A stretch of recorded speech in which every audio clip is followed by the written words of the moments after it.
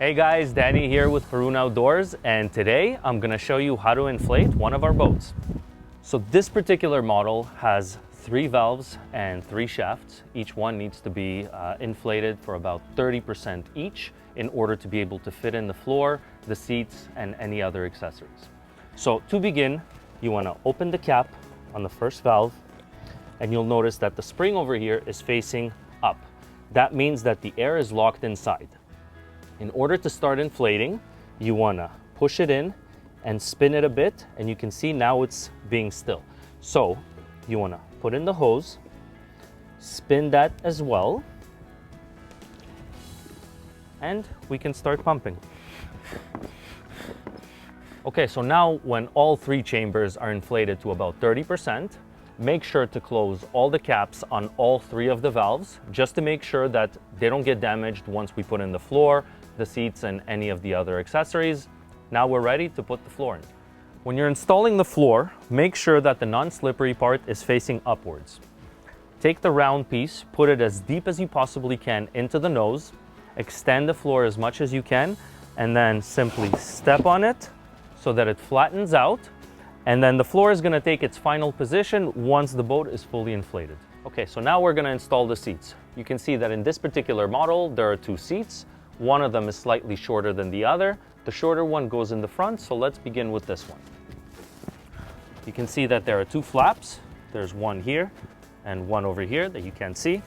Let's put this one in, and you can see that in this particular situation, it doesn't reach.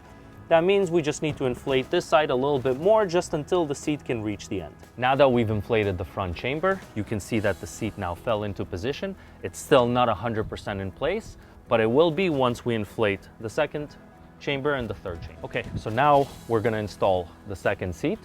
On the bottom of the second seat, you can see there's these little rails over here. So what we do is we take the flaps and we put it into the rail. We make sure to slide it in only about 50% in order to be able to slide the second one in. Now we slide the rest of the seat in, and it's in position. So now that the boat is fully inflated, we're gonna install the paddle. So you wanna take the cap off the stem. That would be the first step. There's a slight little hole over here for the stem to go into. Make sure to put it in gently, not to damage the stem. Make sure to put the cap back on before putting the paddle fully in, and now it's locked in. Very important note, when you're deflating the boat, make sure to put the cap back on the stem. Otherwise, the stem is made out of metal. It can scratch or damage the boat, and we don't want that. If you're on the water on a hot day and you feel like your boat might be getting overinflated from the sun, what you want to do is just take the cap off the valve, and you can see the spring over here. Simply press it, and you can see it's deflating the boat a little bit. Put the cap back on, and you're good to go. And the last point that I want to make is regarding the foot pump.